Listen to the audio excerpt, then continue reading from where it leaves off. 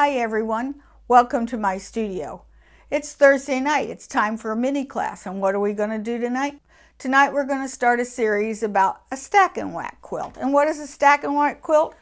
Well, here's an example of one right here that's finished. This one the blocks were made by my friend Maria Fleming, and I think it turned out beautiful. And what it essentially is a Dresden plate. That's all it is, but it's done from one fabric and the layers are stacked identical one to the other so that out of the same piece of fabric you get blocks that look very, very different from each other, although it's the exact same fabric. So they all look different. These are so much fun. They're quick to make and they're also very pretty, and you never know what you're going to get because they're just so different. Okay, so here's another example of one. Another reason I like them is because they're extremely efficient use of fabric. With fabric being so expensive in today's economy, we can't waste an inch. And this is one quilt I did. Here's another one. This one is not quilted or anything, and we'll talk about in the third session how to quilt these things. And this is all the same fabric. I think they're amazing.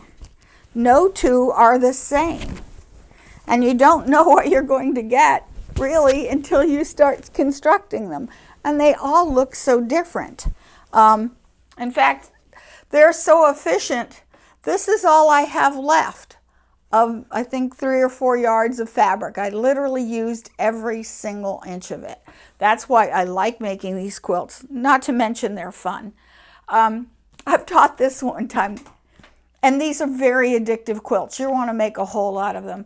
I taught this class one time, and I had one student in there who was, Nancy was absolutely a wonderful gal. And she came, the class was like on a Thursday night, and we got it started, and she said, the next week, I almost got fired because of your quilt. I went, really? How'd that happen? She said, well, I just was up all night. I was late for work. Couple of days. I said, why did it take so long to do that? She says, this only takes an evening. You'd have it all done. She says, yeah, that was the first one. I went to the store and bought fabric for 4 more. So in 3 days, she made 4 quilts. She says, I couldn't go to bed because I wanted to see what the next one's going to look like. These are very addictive quilts to make, and they are so much fun. Where did it come from? It's a tried and true Dresden plate. But Bethany Reynolds, here's her book, which is called Magic Quilts by the Slice. This one was written in 2003, so this technique's been around for a while. She has another book that's called Magic Stack and Wax Quilts. I'm not sure if it's still in publication, but you can still get this quilt from like Libris or thriftbooks.com. You can find it everywhere. But it's a fun quilt, and like I said, you can do a whole lot more than what you're used to. Okay, so let's talk about the different types of quilts you can make, because you don't always have to do just a Dresden plate. It's very versatile.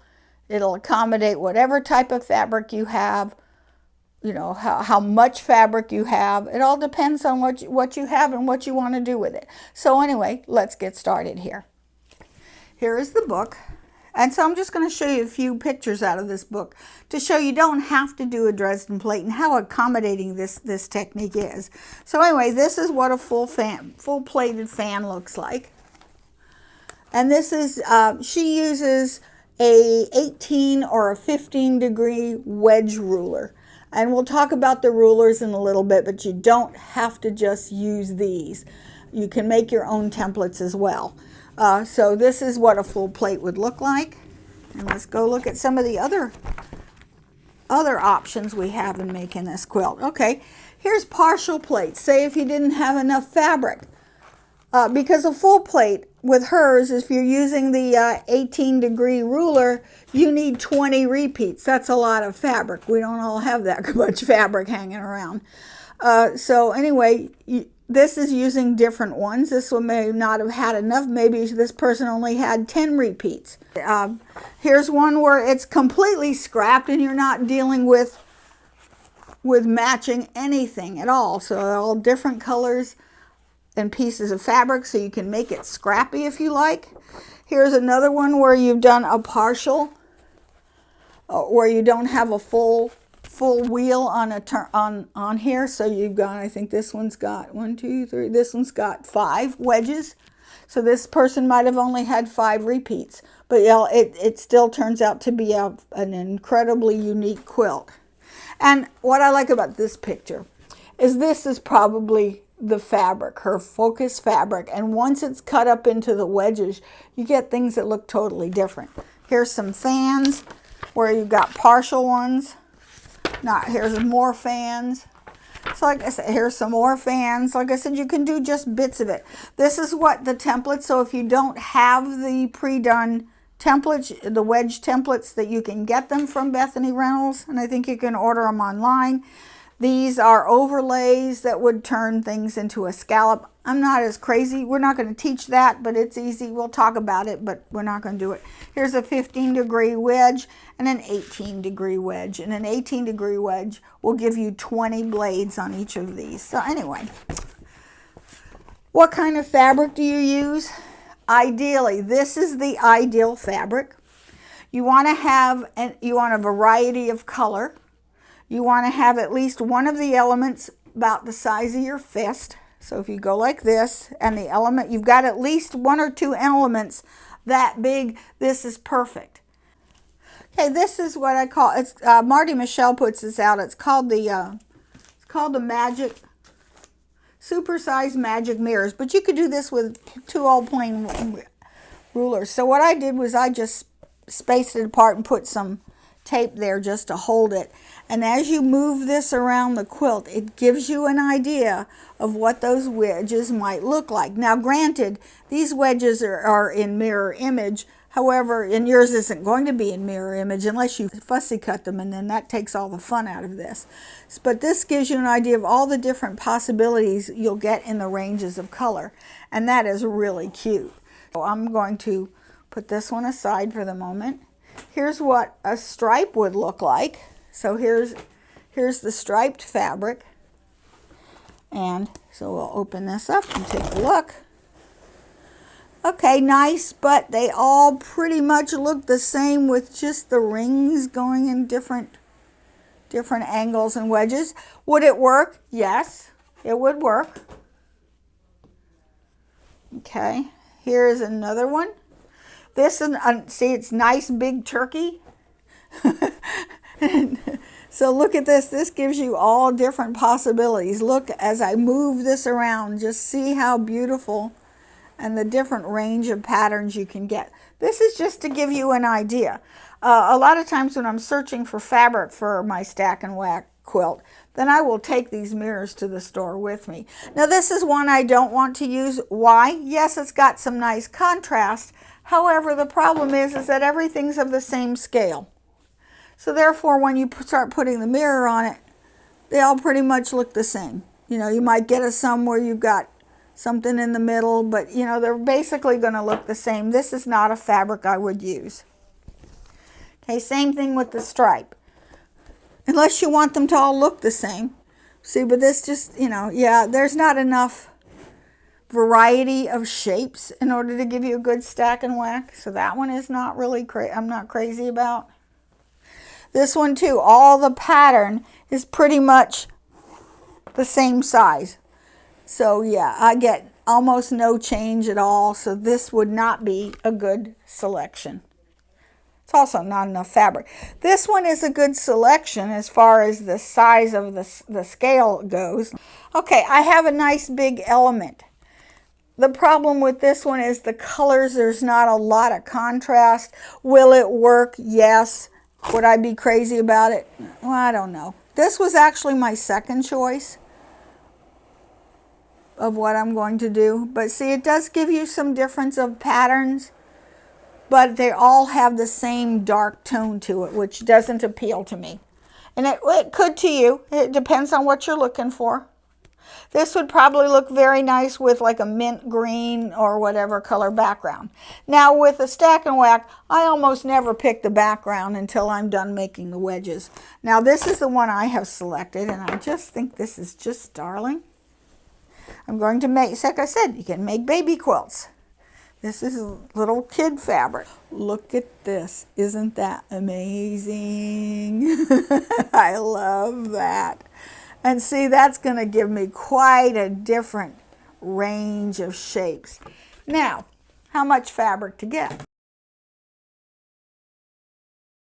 So you're going to need identical repeats through the different layers. So the first thing you have to do is measure the repeat. And then you've got to determine how big of wedges, whether you have enough fabric. This piece I have got, I think, 2 1/3 yards of this fabric. So let's see what I can make with it. A full 20 wedge, I am never going to get 20 repeats out of this, especially unless they're really tiny, and then it wouldn't make a good quilt. But I might make a fan, which is only 5 blades. I could make that in, I could make it 8 blades, but I have to make my own template, and that's actually what I'm going to do, because I want to show you how to make your own template as well as how to make the stack and whack quilt. So I think I'm going to make my own template for this. But before we start deciding, you want to take some calculations on these repeats. Okay, now we need to measure what the repeat is of this. So now what you want to do is go near the selvage edge. It looks like you just sort of want to go across, and sometimes it helps to take a ruler. So if you go across here, I'm just going to spot here, I have a lion, a monkey's head, and then right up underneath of a parrot. So I'm going to go to this one here. Do I get the exact same thing? Okay, here's the lion. And is this exactly the same, the monkey head? Because sometimes they'll print them on the slant, so you have to be careful. So here's the lion to the middle of the parrot. Okay, and this is lion to the middle of the parrot. Okay, so I think that we do have a decent repeat. So you want to find a spot right here. And I'm going to find a tiny spot. Like I'm going to right between this little guy's eyes. So here's my selvage right here. So I'm going to measure between, let's just say this is a hippopotamus eye. And I want to go from middle of one eye, and I'll come down until I see it again. And here it is. Yeah, here it is, over here, right between the eye. And then I'm going to measure. If I really want to be accurate, I'm going to use metric, because metric is a lot more accurate. So this is actually 19.6 millimeters. So I'm going to write that down. So 19.6 millimeters, but in inches, that means approximately 7 3/4. And I'm going to measure this. Okay, I measured this, and I have 80 inches of fabric to work with. So how many repeats can I get out of these 80 inches? I know that the repeats are 7 3/4 inches. So if I take 80 inches, is how much I have, divide that by 7.75, I know that I can get 10 repeats out of this without any problem. Okay, so what are we limited to? Okay, if I'm going to use the 18 degree, that would be 20 wedges, and I don't have enough for that. If I use the 15 degree, that's even smaller, because that's like 24 wedges. No, that's even littler. I do have another one that does 12. I do have one which is a 30 degree wedge that a friend of mine her husband cut these for us, and this is a 30 degree. This gives us 12 wedges. Okay, I still don't have enough for that, so I'm going to have to either make my own, which I will probably go with 8 wedges. So I need to know what degree ruler do I need to do to get in order to get 8 wedges, or even 10 wedges. If I could get 10 wedges, that's a little too close for comfort. And if you don't have the ruler, you can actually make your own template, and it's going to show you in the back what the templates look like. And you could just Xerox them and make your own template. But can't use any of these anyway, so I'm going to have to make my own. Okay. What I need to make my own template is I need a protractor that we had like in junior high school, just for regular geometry. Okay. So we know a full circle, which is I'm wanting to make a full circle, that if I have 10 repeats. So if I make a circle with 10 wedges, that means each wedge is going to be 36 degrees. If you pick the circle and you go like in half, you'd have to divide each half into 5. I'm just guessing that would look kind of like that, and then that would be okay.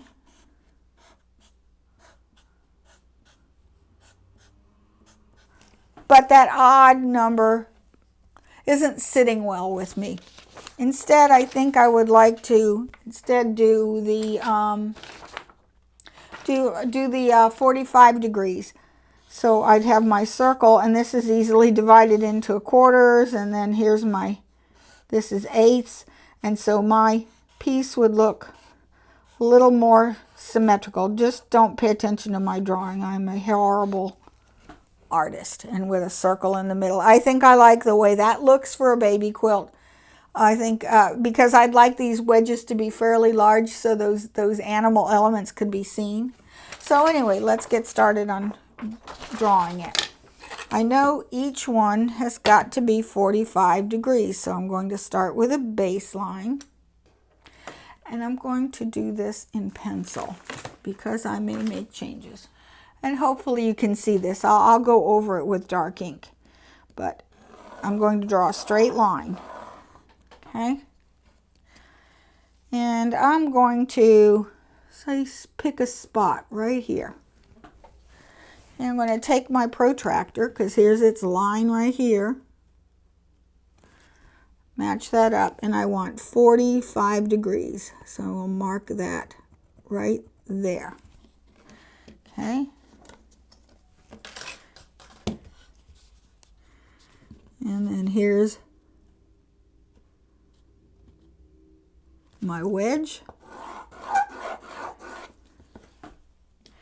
Okay. That's pretty good. Okay, I'm going to match up these with, usually I'll use a light box to match them up.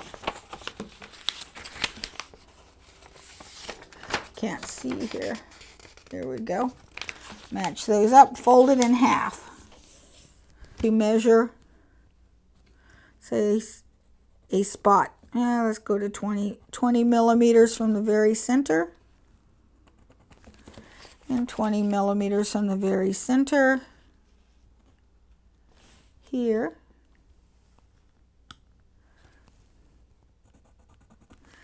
Okay. And go straight across.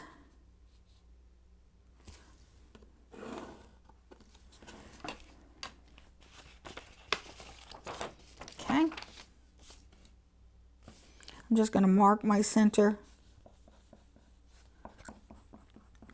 And now to this I need to add 1/4 inch. So I need to get my ruler that's showing 1/4 inch. This is the usable part of my wedge. Okay. And this I'll write on here, it's 45 degrees, which will result in 8 slices.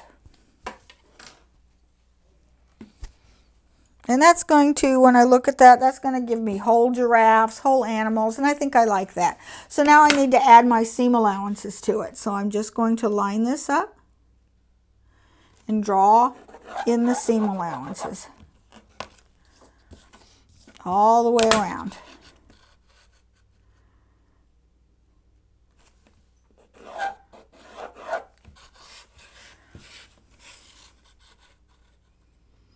I'm drawing my 1/4 inch seam.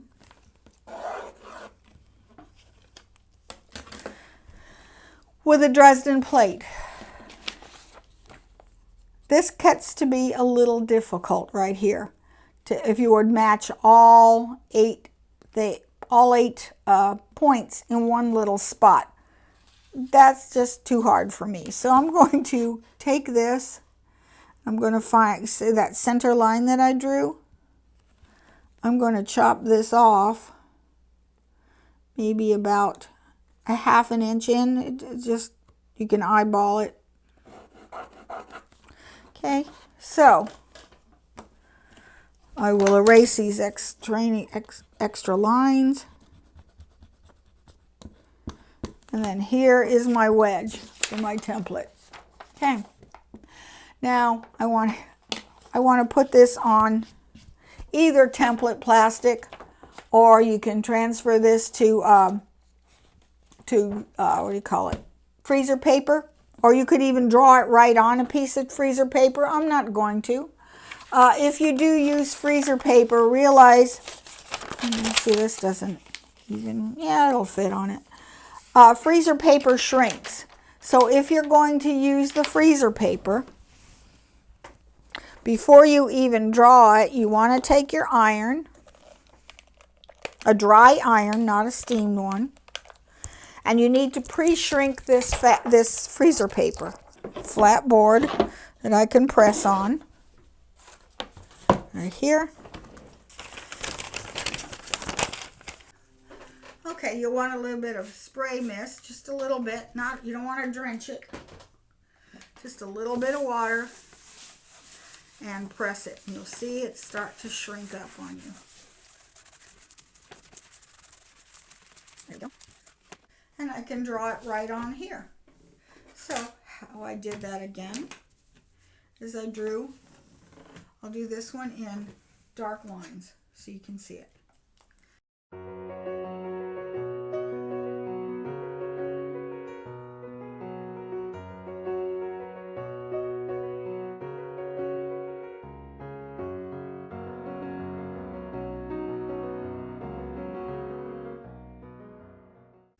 Okay, I have a piece of 100-weight chipboard, and I am going to glue this and cut it. So I need a glue stick.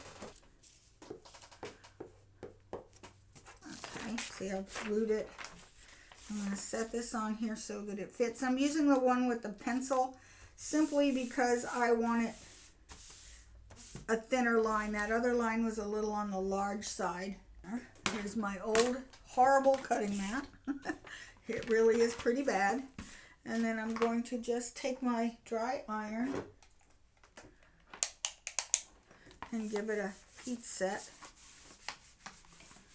so that it'll be adhered fairly well. I can turn that off. And now I'm going to use a straight edge, and I'm going to cut right on the lines, on the cutting lines, not on the seam lines. I'm just using an X-Acto knife, or just a regular craft knife. Nice and sharp. And you want to don't want to press too hard. You want to be as accurate as you possibly can. It usually takes 4 or 5 passes. Almost.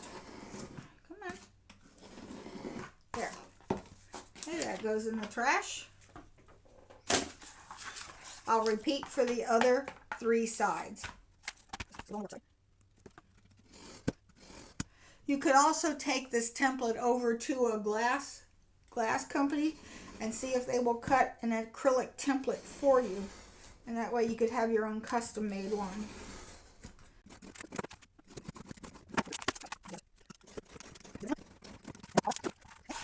I'm going to check it again with the protractor. I didn't save the end. Oh, well, you know what? Where's that other piece? So here's the other piece. Let me just check it with that. And actually it fits exactly. Okay? I have this end cut off because I don't want all those points in the middle. I'm going to cover it with a circle. Okay. Now, if you've made your own template, you want to test it before you go to your regular fabric. So I cut out 8 slices of these, just using the rotary cutter and my decent mat, good rotary cutter and mat. And I cut out 8 wedges. And this is just scrap fabric. So a couple things I'm going to accomplish here. First of all, I want to test my machine for its 1/4 inch stitch. And then I'm just going to put these together. I am not going to match them up or do anything, the fancy edges on it. I just want to see if it will go together in a circle. So I've set my machine to a 1/4 inch with about a 2.5 millimeter length stitch in case I have to take it out. Okay, and I'm just going to sew.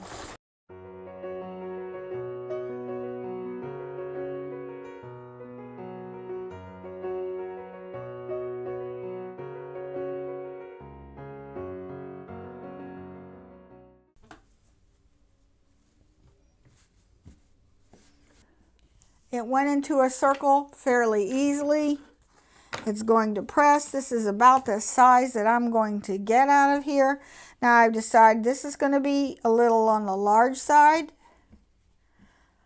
although I don't need as many rounds. So this would be actually work fairly well. Here I can decide, do I want it shorter?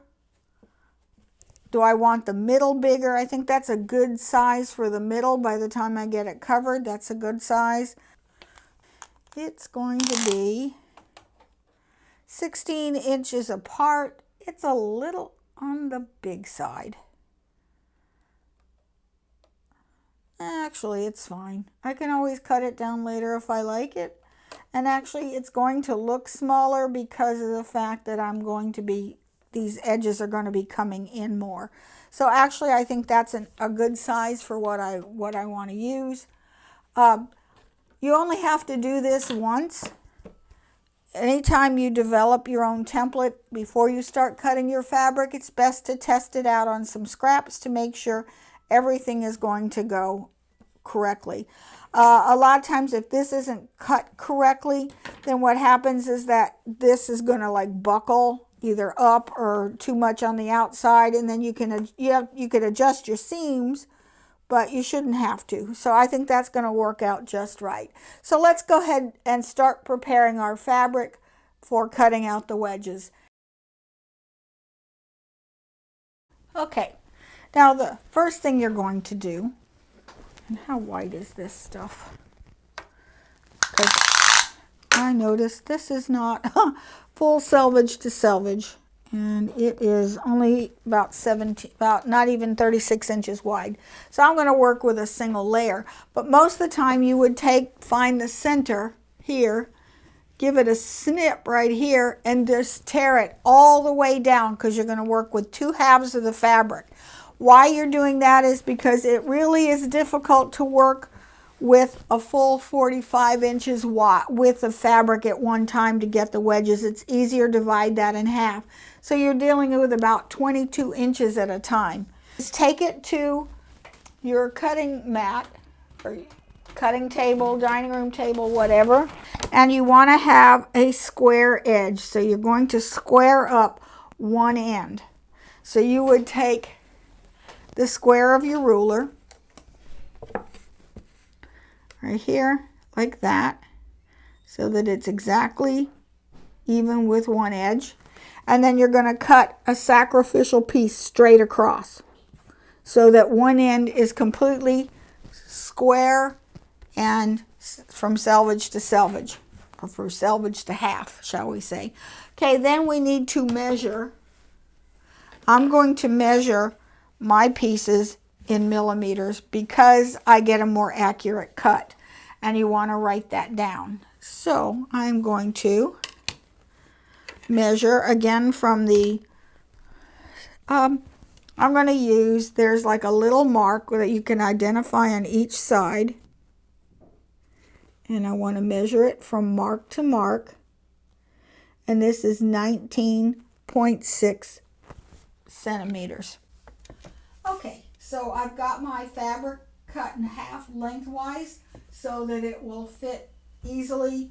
The whole 45 inches is too much to deal with, so 21 inches is fine.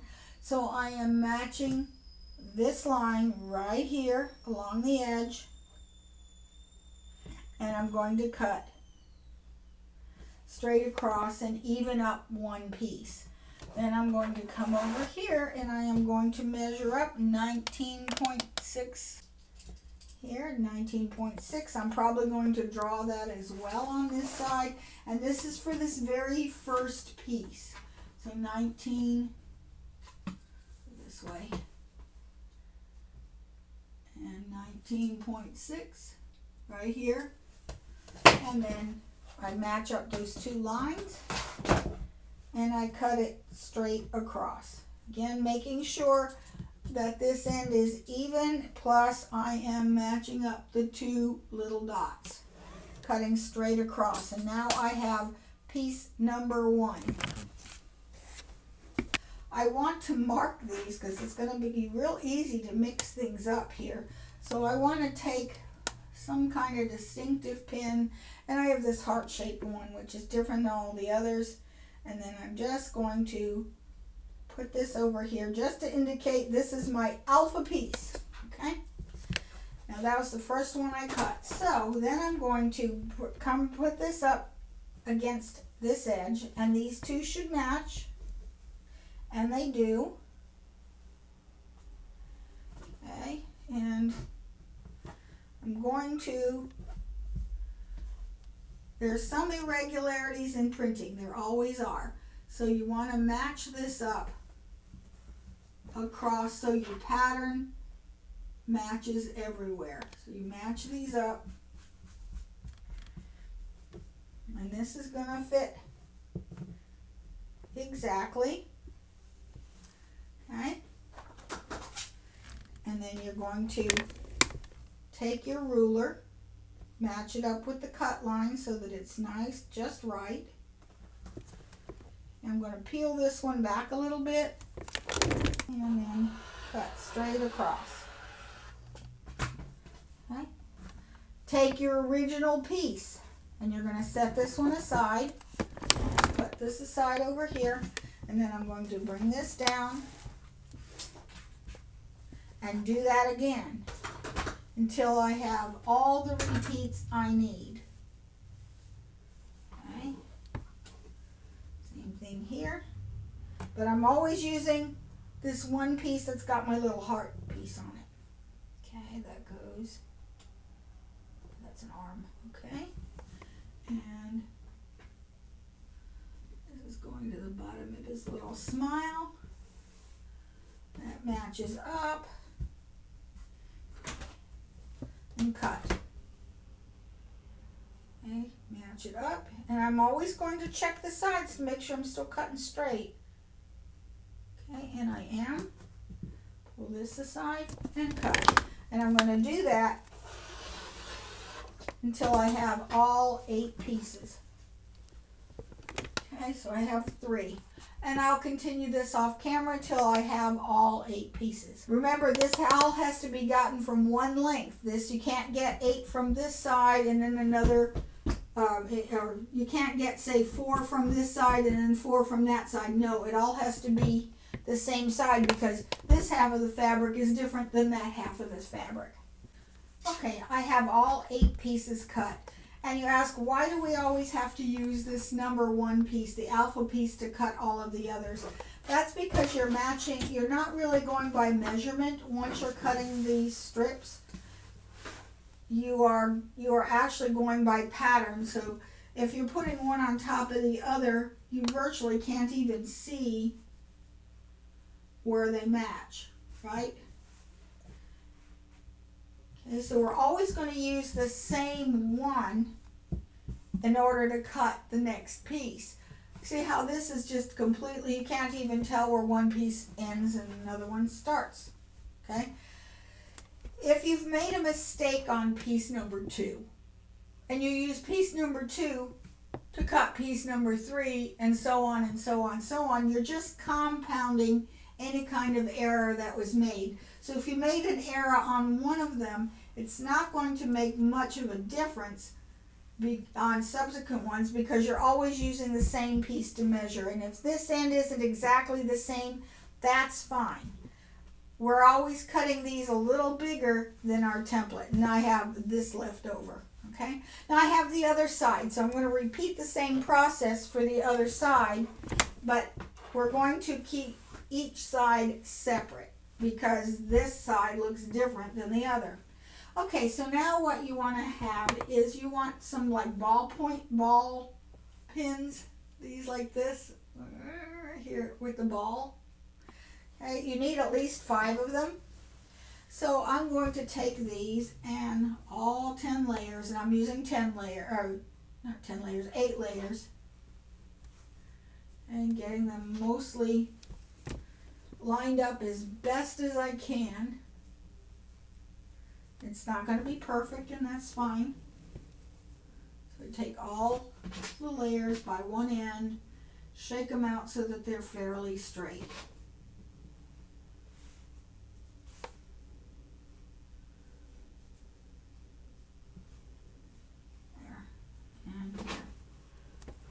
Okay, shake it out so that they're relatively straight. So I'm going to start at one end.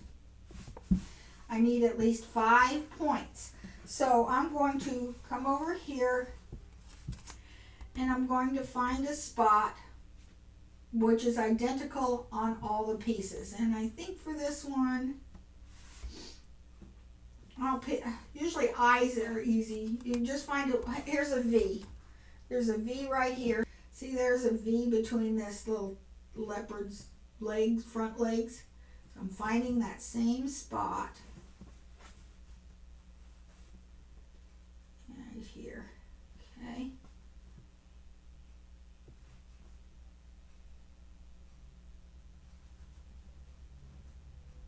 And I'm putting through the same pinhole exactly in the same spot all the way through. So I push it through and give it a shake.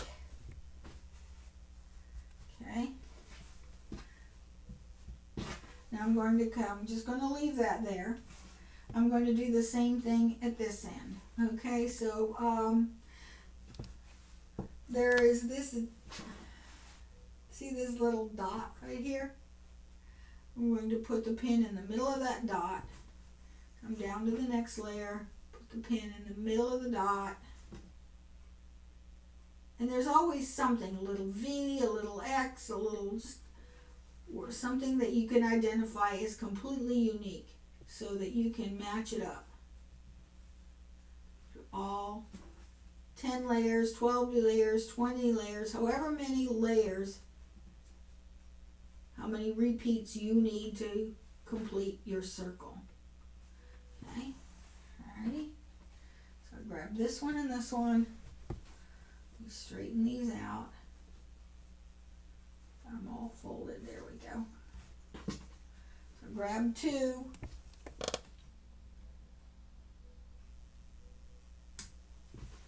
Grab it by the pin, shake it out. Okay, leave that pin there. You're not trying to do anything with it. I'm going to come into the center, and this one's easy. I've got some eyes here.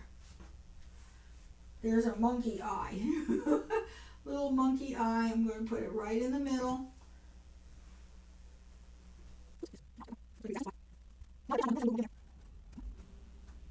You can do this with as little as a 4 patch. If you want to put this, do stack and whack with only 4 sections, that'd be fine too. Okay, put this through. Okay, shake it out. Okay, and all that. Okay, I'll turn it over in a second and then straighten it all out. Okay, now I've got this end. Okay, so I've got matched in 3 spots. I'm going to go for 2 more. So if you get 5, you can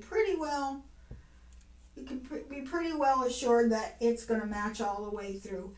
If it doesn't match microscopically, that's fine, because these wedges don't go together so that you would notice if you're a tiny bit off. If you were doing a true kaleidoscope where one side is going to match the other exactly, then yeah, you got to be more precise.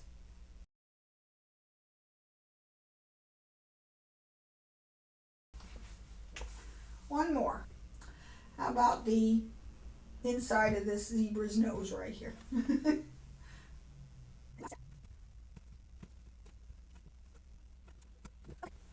They're all in. I'm going to turn it over. And I'm going to now match everything up. I want these pins straight up in the air. Be careful, do not stick yourself. I want these pins straight up. Smooth everything down so that everything's going as straight up as possible. Okay, now you want to take pins here.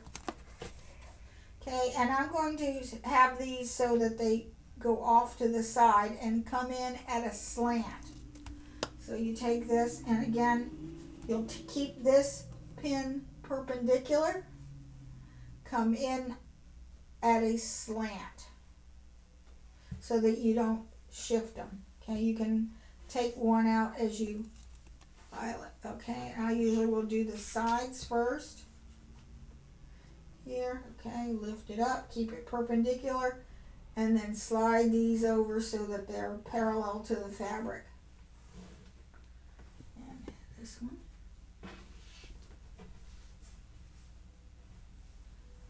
And parallel to the fabric through that pin. Okay, I don't need this one. And then same thing here, I will turn it over. Keep that pin perpendicular. There. Now, okay, oops, I got this pin on the wrong side. Alrighty. There's where I usually will put something really bright over top of these pins because now we're ready to cut. And if I take my rotary cutter and go over one of these pins, it's not a good idea.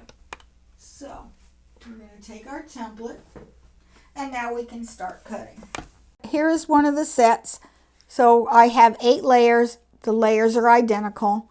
You will notice that this end over here isn't quite even. Neither is the top and the bottom, and that was okay.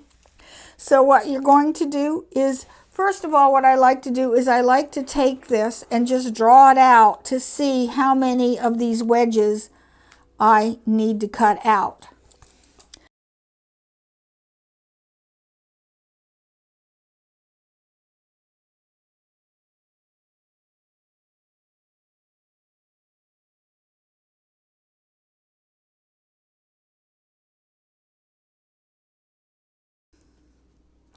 So we're going to cut these out. Okay, so one would be cut out down at the bottom, and this one would be up as far as it would go.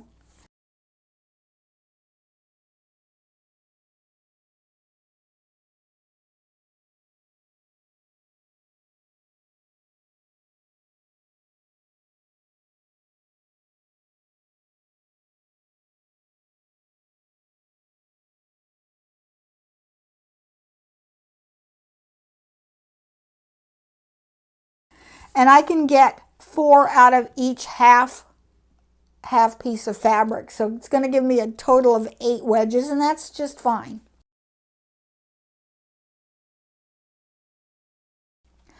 Okay, so you can see where I've drawn lines. They're loose. You know, this is with friction pen. That's going to be in the seam allowance anyway.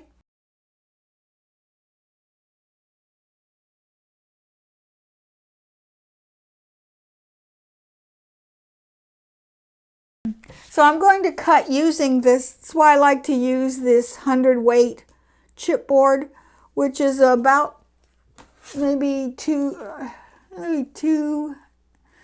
little less than 3/8, or a little more than an eighth. So maybe 3/8 thickness.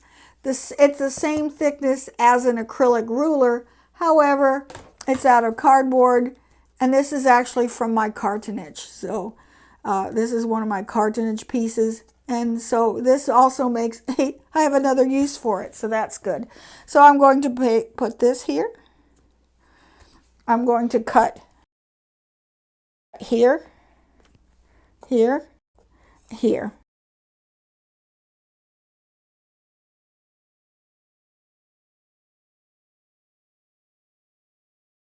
I'm going to save this piece. I'm not going to throw it away. Okay, so that would be done.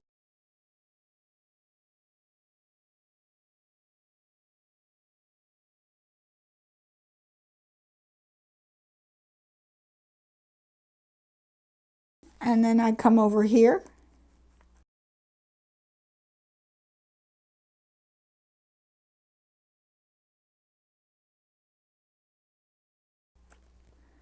I can take this one away.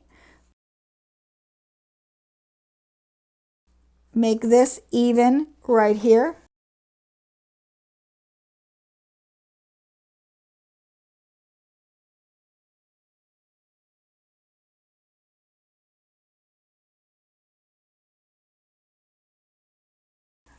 Cut here.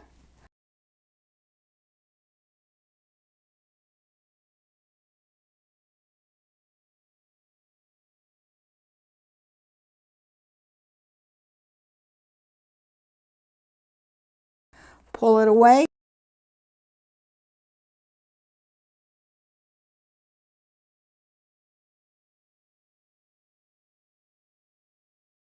Cut the top off. Okay, there's two.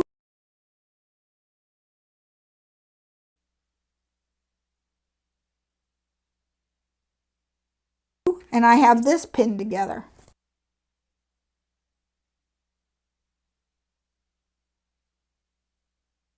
Come over here and I'm turning it the other way.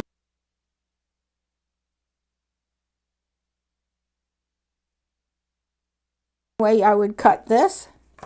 Here's this wedge. And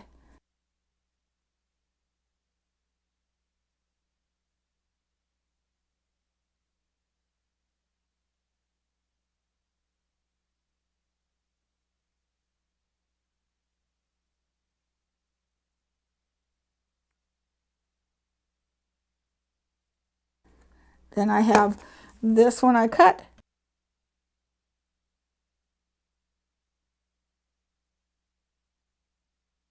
And this cut here, and I take this wedge off and save it.